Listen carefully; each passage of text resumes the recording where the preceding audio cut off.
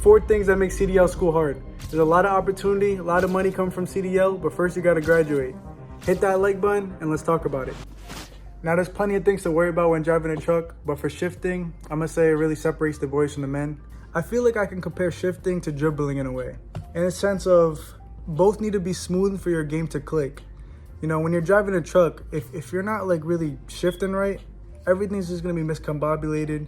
You're gonna be thinking of this truck too much, or this car is too close, or your blinker. The clutch itself is a calf workout. Every time you upshift, clutch, neutral, clutch, gear. And I know that kind of sounds easy, but it's really not. When you're worrying about other things on the road, that can get a little confusing, especially downshifting, because downshifting is a lot more difficult than that. For downshifting, first you have to slow down, then you have to clutch neutral, and then you have to give it some gas so your RPMs can go back up, and then you have to clutch gear. So, you know, doing all that sounds simple, maybe not, but it's definitely not simple once you're like learning how to drive. This one you might be able to relate to. If and when you first started driving, parallel parking. It's annoying. I avoid it if I can, even in my car. No one really wants to parallel park, or at least I don't. But sometimes you got to, especially if I want to go to Thayer Street. Once you get a CDL job, that's pretty much a maneuver you're gonna be doing all the time. Parallel parking, usually on the blind side, so expect that if you're getting your CDL. The reason why this is so hard, which you already know some of the reason why it's so hard, it's even hard in a car. But the reason why this is really hard is because there's not a one size fits all rule. You know, the truck is so big, so depending on how much you pull up or depending on how much you're angling, you know, it's just not a one size fits all rule. So you gotta really be comfortable in the truck. You gotta really know where you are. You gotta learn how to like maneuver it. Another weird analogy where directions don't always work is cooking. You know when your food needs an extra 10 minutes or when you want to add a little bit of extra spice to it, like you got to kind of customize it. A lot of times you follow the directions to the T and you're just like, this is not right. I need to change this a little bit.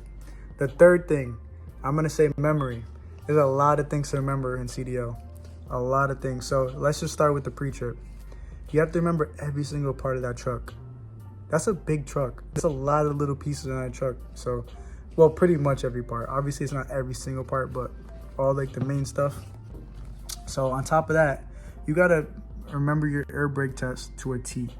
You lose points for not getting something on your pre-trip, but you have to remember the air brakes, the whole thing. You cannot mess up once, because then you fail the test. So you really gotta remember that. You gotta remember little things like when you get out the truck, you need to remember to wait for the trailer brake sound to go off or you fail the test. You gotta do 3 points of contact or you fail the test. I'll be the first to tell you, my memory is not the best, you know. I make mistakes too, but you just gotta keep trying and keep studying. The final thing is nerves and frustration. So, you know, I get nervous enough on the road with the instructor, never mind a test, you know what I mean? So like your nerves are gonna be there. I think you gotta be a special breed not to be nervous on your driver's test, because, you know, you've been working, trying to study, trying to do this one thing, and you're finally on the test and it's a big truck. But, you know, there's probably some people that aren't, but I think, you know, 9 out of 10 people are gonna be nervous. Even like in the beginning of the school when I was like just doing basic maneuvers, that was kind of nerve-wracking. I don't wanna like, you know, mess up or God forbid break a truck somehow. There's been people that messed up trucks. Let me tell you, these trucks are frustrating, especially when you keep doing a maneuver and you can't get it done or you're just having a bad day. And driving frustrated only makes you more frustrated. It really doesn't help. There was this one time I couldn't get a maneuver done and I'm just doing it. I usually can get this maneuver, so this was really making me frustrated.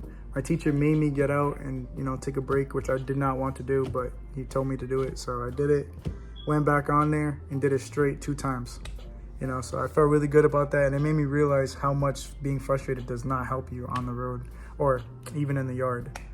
So you really just gotta stay calm, stay patient. If you're really just having a rough time, you just gotta take a break. And if you like this video or found it helpful in any way, please leave a like and comment and subscribe if you're not. And I'll see you in the next one. Peace.